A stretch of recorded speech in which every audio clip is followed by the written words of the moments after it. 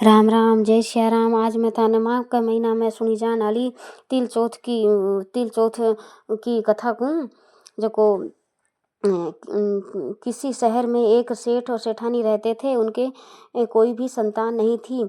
इससे दोनों जने ही दुखी रहते थे। एक बार सेठानी ने पड़ोसियों की स्त्रियों को तिल चौथ का व्रत करते हुए देखा तो पूछा, आप किस व्रत को कर रही हैं? इसके करने से क्या लाभ होता है? औरतें बोली कि यह चौथ माता का व्रत है। इसके करने से धन, वैभव, पुत्र, सुहाग आदि सब कुछ प्राप्त होता है। घर में सुख शांति का वास होता है।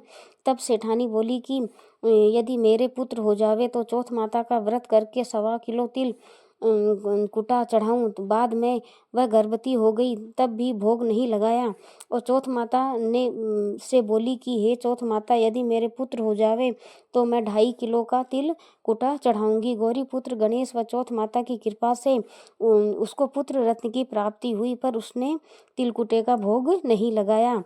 फिर जब वह लड़का बड़ा हो गया तो सेठानी बोली कि उसी लड़के के विवाह तय हो जाए तो 5.25 किलो का तिलकुटा चढ़ाऊंगी। भगवान गजानंद व तिल चौथ माता की कृपा से व मेहरबानी से उसके पुत्र की सगाई अच्छे कुल की कन्या से हो गई और लग्न मंडप में फेरे होने लगे। लेकिन भाग्यवश सेठानी फिर भी चौथ माता के तिल कुटे का भोग लगाना भूल गई।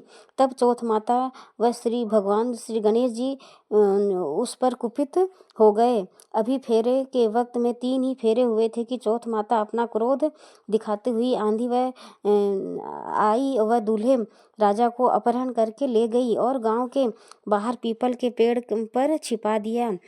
सब लोग अचंभे में रह गए कि एकाएक दूल्हा कहाँ चला गया। कुछ दिन बाद वह लड़की गणगौर पूजने जाते हुए उस पेड़ के पास से निकली तो पेड़ से दूल्हा बना हुआ लड़का बोला, आओ आओ मेरी अधब्याई नगर आओ, आओ आओ मेरी अधब्याई नगर आओ। तो वह भागी हुई अपने घर चली गई और अपने माता व पिता को सब कुछ घटना कह सुनाई। तब समाचार सुनते ही सभी परिवार जन वहां पहुंचे और देखा कि यह तो वही जमाई राजा है जिसने हमारी बिटिया से अधफेरे खाए थे और उसी स्वरूप में पीपल पर बैठे हैं। तो सभी ने पूछा कि आप इतने दिनों से यहाँ क्यों बैठे हैं, तो इसका क्या कारण है?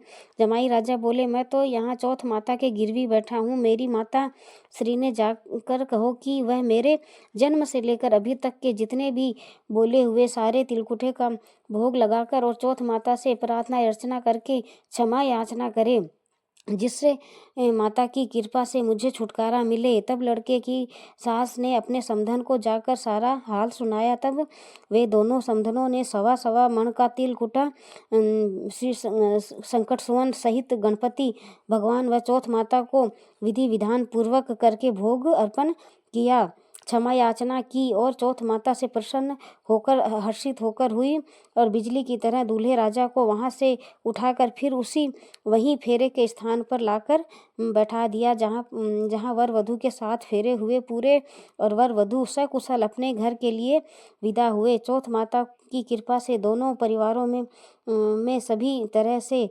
अमन चैन व खुशहाली हुई।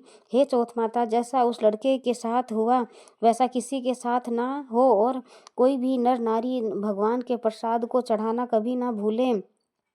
और जो कहते हुए को सुनते हुए कि भगवान सबकी इच्छा और मनोकामना पूर्ण करना। बोलो गणेश जी महाराज की व चौथ माता की जय।